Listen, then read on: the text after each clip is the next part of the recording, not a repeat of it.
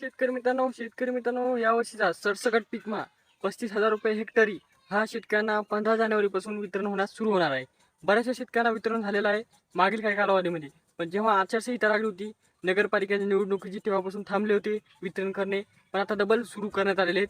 आता म्हणजे सुरू करण्यात येणार आहे आणि शेतकऱ्यांना कोणते शेतकरी पात्र आहे आणि कोणते दोन कामं आहेत की जी त्यांनी करून ठेवायचे आहेत. सर्वात प्रथम जर शेतकरी मित्रांनो नवीन असेल चॅनल सबस्क्राईब करा आणि बेल आयकॉन प्रेस करा. शेतकरी मित्रांनो तुम्हाला माहिती आहे शेती संबंधित नेहमीच माहिती या चॅनलवर पाहायला मिळते.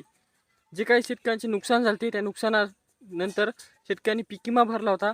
काही शेतकऱ्यांचा पीक विमा राहिला होता. त्यामुळे शासनाने नुकसान पाहता समजा शेतकऱ्यांना सरसकट पीक विमा देऊ असं सांगण्यात आलं. महाराष्ट्रातील 34 जिल्ह्यातील शेतकरी आहेत त्या शेतकऱ्यांना आनंदाची बातमी मिळाली होती. पण जे काही पीक विम्याचे पैसे होते ते काही मिळाले नव्हते. आता सरकारने पुन्हा एकदा जार काढण्यात आला आहे. उर्वरित शेतकऱ्यांना पीक विमा सरसकट हा देण्यात येईल. म्हणजे की ज्या शेतकऱ्यांनी पीक विमा भरला होता त्यांना पण आणि ज्यांनी नव्हता भरला त्यांना पण. पण शेतकरी मित्रांनो यामध्ये तुमचा जिल्हे म्हणजे की सुरुवातीला काही जिल्हे मंजूर होते त्यानंतर सरसकट म्हणल्यावर संपूर्ण महाराष्ट्रच यामध्ये सामील झाला. पण शेतकऱ्यांना नेमके आता हे पैसे कधीपर्यंत मिळणार आणि काय कामं करायचे आहेत.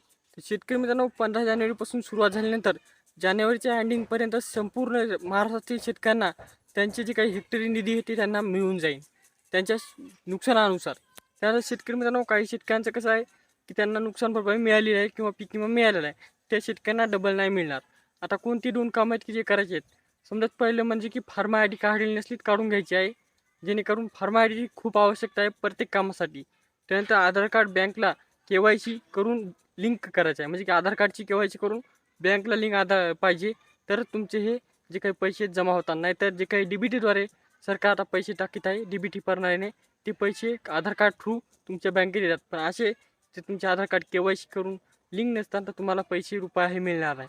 त्यानंतर शेतकरी मित्रांनो अशाच प्रकारे हा पीक विमा हेक्टरी 35,000पासून ते 50,000पर्यंत आहे. कारण की ज्या शेतकऱ्यांचे नुकसान जास्त झाले आहे त्यांना वाढून पैसे मिळणार आहेत.